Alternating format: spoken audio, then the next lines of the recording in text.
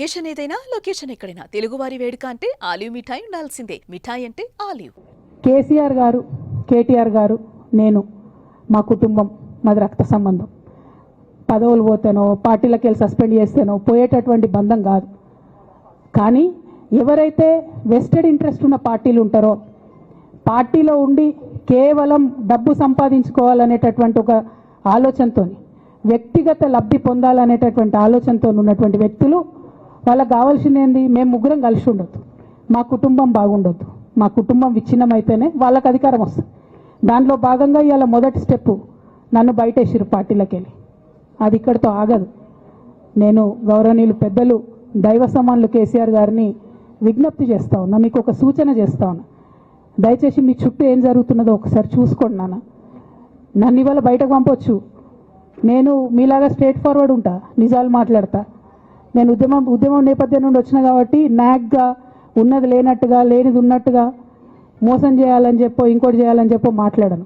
Straight ఫార్వర్డ్గా issues మాట్లాడతా కాబట్టి నన్ను ఇలా బలి చేసి పర్వాలే.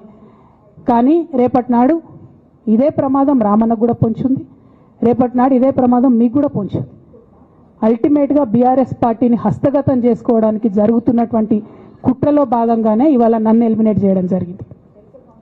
నేను ఇవాళ ఓపెన్గా అడుగుతా ఉన్నాను, హరీష్ రావు గారికి నేను సూటి ప్రశ్న వేస్తున్నా, ఈ రాష్ట్ర ముఖ్యమంత్రి రేవంత్ రెడ్డి గారు కూడా నేను సూటి ప్రశ్న వేస్తున్నా. నా మీద కుట్రలు ఎప్పటి నుండి ప్రారంభమైనాయి?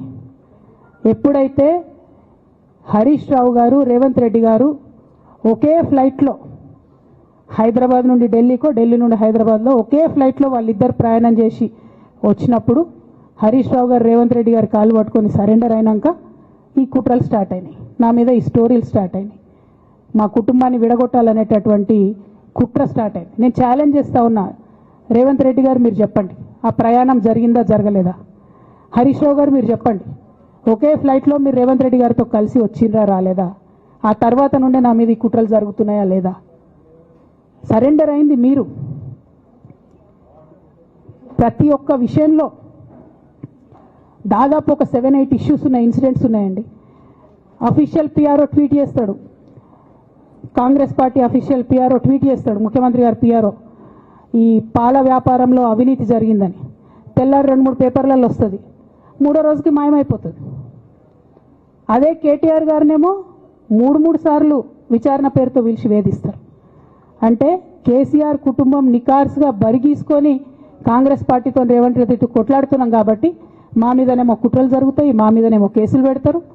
మీ మాత్రం 1 or 2 days హెడ్లైన్స్ వస్తే తర్వాత న్యూస్ గాయబవుతుంది. ఎన్ని జరగలే చెప్పండి హరీష్ రావు గారి విషయంలో? ఫస్ట్ పాల వ్యాపారం మీద ఏమొచ్చినాయి ఆరోపణలు? ఆనాడు బీఆర్ఎస్ పార్టీ గవర్నమెంట్లో SC ST BC హాస్టళ్లకు Harish Rao గారి పాల వ్యాపారం నుంచి పాలు సప్లై చేసిరనే ఆరోపణలు అయోధ్య రెడ్డి గారు ట్వీట్ చేసిరు. గతం 2 రోజులు పోయింది ఆరోపణ. ఎందుకు? సరెండర్. నెక్స్ట్ ఒక అభియోగం చేసిరు ముఖ్యమంత్రి గారు, రంగనాయక్ సాగర్ దగ్గర ఆయన ఫామ్ హౌస్ ఉంది, అది ప్రభుత్వ భూమి, కబ్జా చేసిండని. 1 day headline, 3rd day news గాయబ్, నో కేసు నథింగ్. కేటీఆర్ పరిస్థితి ఏంటి? ఎన్ని కేసులు పెట్టిరు కేటీఆర్ అన్న మీద? ఎన్నిసార్లు పిలిచిండు విచారణకు? ఇవన్నీ పక్కన పెడదాం, నిన్నటి లేటెస్ట్ ఇష్యూ మాట్లాడదాం. కాళేశ్వరం కానీ ఇంకోటి కానీ ఏ ప్రభుత్వంలో అయినా పొలిటికల్ పాలసీ చేసేవాళ్ళు, విధానపరమైన నిర్ణయాలు తీసుకునే వాళ్ళు ముఖ్యమంత్రులు ఉంటారు. కింద ఉన్నటువంటి మంత్రులు దాన్ని ఎగ్జిక్యూట్ చేయాలి. కేసీఆర్ గారు ఒక పాలసీ డెసిషన్ తీసుకున్నారు, నేను కాళేశ్వరం ప్రాజెక్టు కడతా, దానికి ఇన్ని డబ్బులు ఇస్తా అని. ఆనాడు మంత్రి ఎవరు? ఎగ్జిక్యూషన్ చేయాల్సింది ఎవరు? 2014 నుంచి 2018 వరకు తుమ్మిడిహెట్టి దగ్గర నుంచి మేడిగడ్డకు స్థలం మార్చినప్పుడు మంత్రి ఎవరు? ప్రాజెక్టులు డిసైడ్ చేసినప్పుడు మంత్రి ఎవరు?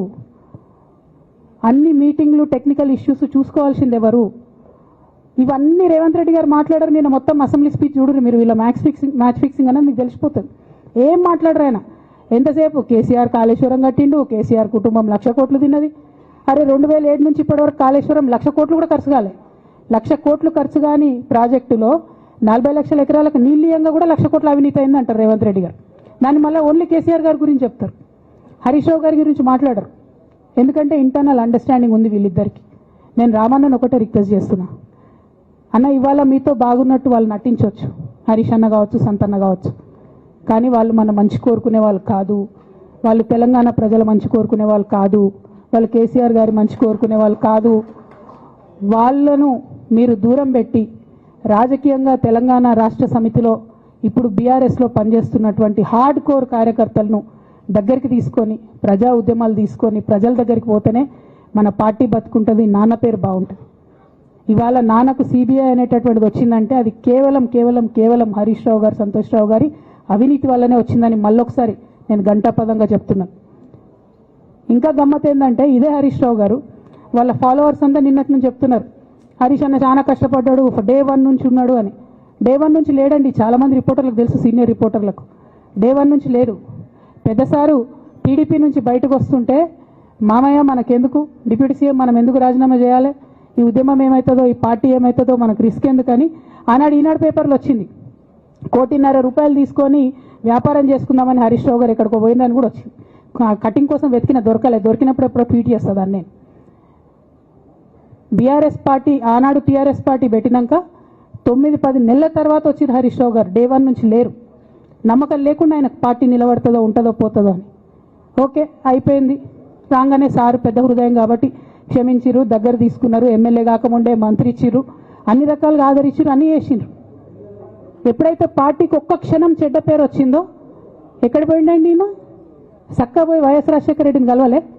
మీ అందరికి గుర్తులేదు ఆ ఫోటో? సీనియర్ నాయకులందరికీ బాగా మాట్లాడతారు, అన్ని దగ్గర ఉన్నా, నేనే ఉన్నా, నేను ఎక్కడ లేను. నిన్న పాపం చాలా మంది ఈ కొత్త సోషల్ మీడియా పిల్లలు ఉన్నట్టు వాళ్ళకి హిస్టరీ తెలియదు అనుకుంటా, అందుకే చెప్తున్నా ఇవాళ. అదేవిధంగా నేను పెద్ద ట్రబుల్ షూటర్ అంటారు. ట్రబుల్ షూటర్ కాదు, ఈజ్ బబుల్ షూటర్. ఆయన ఏంటంటే ట్రబుల్ ఆయన్నే క్రియేట్ చేస్తాడు, చేసి నేనే సాల్వ్ చేసినట్టు నటిస్తాడు. నేను లేటెస్ట్ ఎగ్జాంపుల్ చెప్తా పట్టురు. నేను మొన్న దాసోజు శ్రవణ్ అన్న ఎలక్షన్ ఎమ్మెల్సీ ఎన్నికలలో బీఆర్ఎస్ పార్టీ డిసైడెడ్ ఒకటే క్యాండిడేట్ని పెడదామని. కానీ హరీష్ రావు గారు ఇంటర్నల్గా బీజేపీ వాళ్ళతో మాట్లాడుకొని ఏం చెప్తారంటే, మీ దగ్గర నుంచి ఒక క్యాండిడేట్ని ఇవ్వండి, నేను మామయ్యని కన్విన్స్ చేసి రెండో క్యాండిడేట్కి పెట్టిస్తా అంటే he wants to create a trouble. ఈ క్రైసిస్లో ఆల్రెడీ మన పార్టీలోకి వెళ్ళి 10 మంది ఎమ్మెల్యేలు వెళ్ళిపోయినాక 38 మందిలో 10 మంది పోయినాక నువ్వు ఇంకో సెకండ్ క్యాండిడేట్ని పెడితే ఎంత కన్ఫ్యూజన్ అవుతుంది? ఎవరెవరు ఓట్లు వేస్తారు? అంటే హార్స్ ట్రేడింగ్కి ఈయన ట్రబుల్ షూటర్ గారు ట్రబుల్ని ఓపెన్ చేస్తారు అన్నట్టు. నాకెందుకో లక్కీగా ఒక బీజేపీ ఎమ్మెల్యే గారు ఫోన్ చేసి, అక్క మరి పెద్దసారి పర్మిషన్ ఉందా హరీష్ అని ఇట్లా అంటున్నారంటే, నేను డైరెక్ట్గా పెద్దసారికే ఫోన్ చేసి నాన్న మరి ఇట్లా అంటున్నారు, మనం సెకండ్ క్యాండిడేట్కి పర్మిషన్ ఇస్తారంటే, nothing doing, only Shravan will get elected. ఎవరు చెప్పారు మీకు అన్నారు.